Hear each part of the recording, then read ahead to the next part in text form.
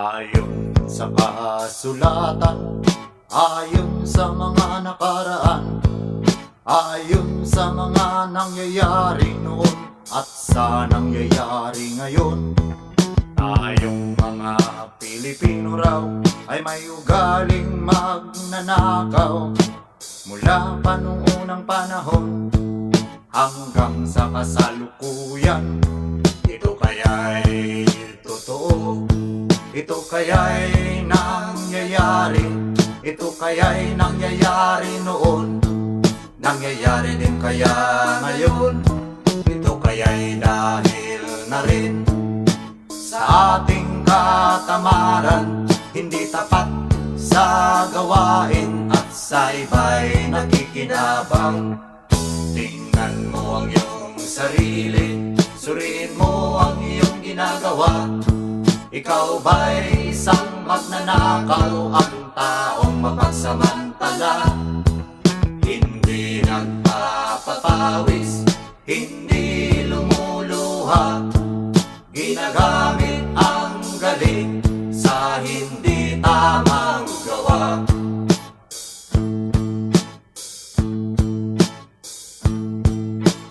Ang magnanakaw ay mapagsamantala, magaling magkunwari, madaling makilala, balat kayong ginagamit kahit hindi sa pirata.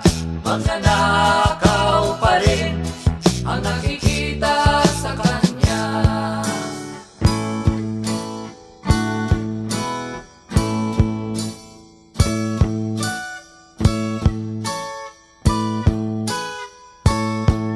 May nagnanakaw ng oras, talino at pawis, pati ang galing, kung minsa'y ninanakaw din.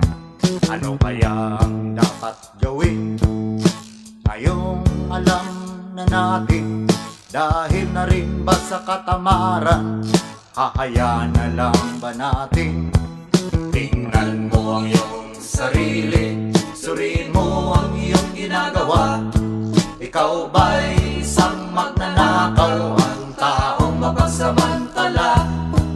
Hindi nagpapapawis, hindi lumuluha, magnanakaw ng oras, galing at pawis ng iba.